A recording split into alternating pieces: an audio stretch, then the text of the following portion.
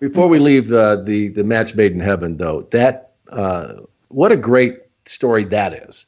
Yeah. Because you talk about coming up with this incredible story of not just wrestling and success and failure and relationships. That relationship had it all, and that episode had it all.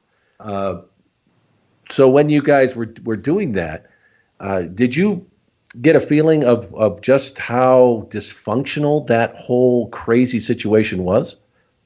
I think, well, obviously Jason and I grew up and still are massive fans of both of them, like who their characters are. I mean, that is, as quintessential, I think, as you can get, really in this business.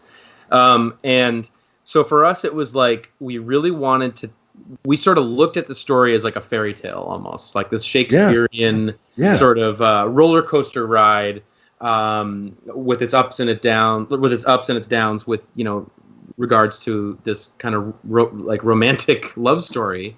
But then, of course, you have like the kayfabe, or just like the wrestling aspect of it, of where it's like, here's their characters, and then here's who they are in real life, and then what happens when those start to blur, and you can't tell the difference. It's kind of Bruce sums it up perfectly in that moment in the episode, and that to us is really fascinating for people to really kind of look at that as like, here's the blurred lines aspect of this romantic storyline. So we thought that was just kind of a really cool way to approach it, rather than doing kind of like a biopic type approach, where it's like, here's Randy, he grew up here, and he was in baseball, and instead of doing that, it was just kind of, let's focus just on the relationship aspect and see if that can kind of carry an episode. And it was also really, it was really challenging.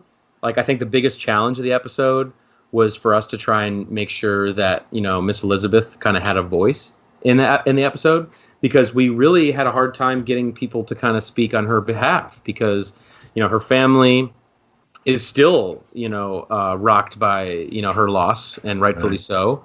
And that was, unfortunately, we couldn't get them to participate.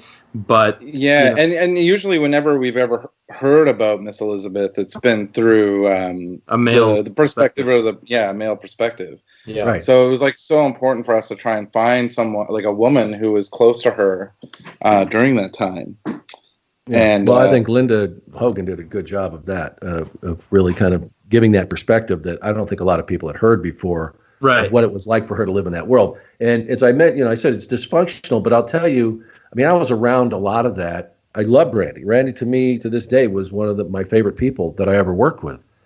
But I just saw just how crazy that situation was for them. And then, like when they had, you mentioned the fairy tale, and here they have this true love that nobody got to see really behind the scenes, that they, earlier on in the relationship. And then when they have this public wedding, the one they're falling apart. Exactly. So really, it's just an incredible story and a tragedy when it all comes down. Like when you were working there with them, like, how would you see that dysfunction? Would you see that like behind the scenes before cameras were rolling, or did you see it actually like play out during the action as well too? Well, I just think that in any situation, to try and have a relationship like that, and if you knew what life on the road was and what that business was like then, I don't know how any relationship could survive. And Randy was protective, but at the same time, I don't know what man would have wanted it to be. It would have, if he was with his wife, just go and he knew what the world was like out there with these guys. So I meant, maybe not necessarily even just for them, but that whole world is dysfunctional. It's crazy. It is, yeah. So it just makes for, it was just a great episode.